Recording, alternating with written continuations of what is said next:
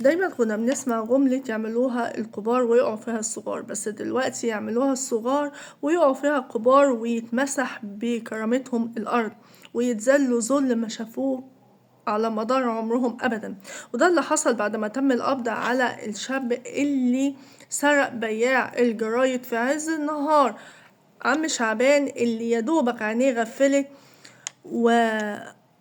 في عز النهار والشارع الناس رايحة جاية عادي خالص.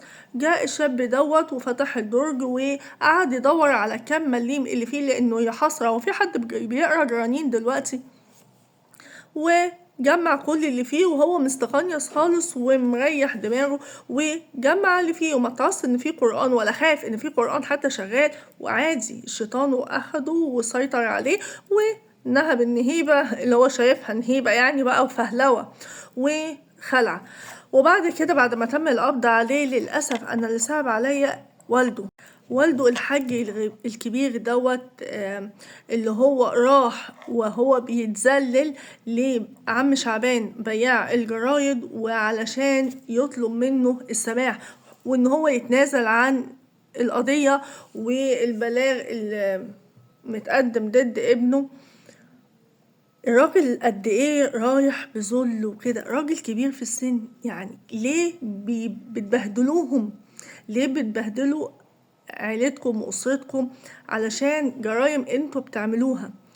رايح برغم ان هو دلوقتي مش بيشوف، وراح لعم شعبان لمكانه وراح يستسمحه ويقول له ان انا معروف في كل حلوان واسأل عليا. عايز اقول له انا مش بتاع مشاكل ولا حد بيشتكي مني ابدا ابدا، ولا عملت اي حاجة مع حد، بس هو مش عارف يعمل ايه بخصوص ابنه اللي فضحه، ابنه اللي عمل عملته ويوقع ابوه في شر اعماله.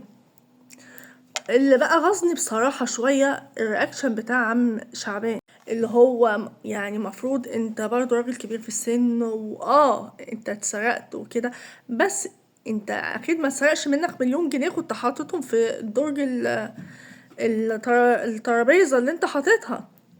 فانت اللي ردك نرفزني جدا جدا يا جماعة. انت مجني عليك وكده، بس انت شايف اب عاجز بيجي بذل بيجي يستسمحك علشان خاطر ابنه. الموضوع كان سهل جدا يتحل وانت تعملها ويبقى ليك ثواب كبير جدا، بس ان انت تقول لا، او بصوت كده وشخصية قوية، لا جرائم السرقة ما فيهاش تنازل، ولا فيها تنازل عادي، انت ممكن تتنازل عن حقك وان شاء الله يعني هما روح القانون هيجوا يعرفوا ويشوفوا والده. ويعني عشان ما يقولش ايه انا هتنازل عن حقي، طب حق القانون على عيني وعلى راسي، انا مش محامية بس انا بتكلم من وجهة نظري او معرفتي في مجال القضايا، ان هيبقى رحمة بالاب دوت وذله وقهرته على ابنه، اظن هيبقى يتعاطفوا معاه ويبقى فيه روح القانون، ده اكيد. يعني عم شعبان لما يجي يقول لا ما ينفعش فيها تنازل، ده انت حتى ما قلتش انا ما ينفعش ان انا اتنازل، طب والقاضي اللي انت ده بتقول يعني عايز تقول لا القضية مكملة، القضية لا انا فيها لا فيها، وانت حصل كان في الدور ايه يعني عشان تخفيه؟ طب بتقلق خد ثواب في الراجل الغلبان ده عشان ربنا يفتحها عليك وكده، ابنه غلط غلط، بس انت برضه راجل كبير وشايف قدامك راجل حالته اصعب منك 1,000,000 مرة، اعمل ثواب هتلاقيه في دنيتك واخرتك.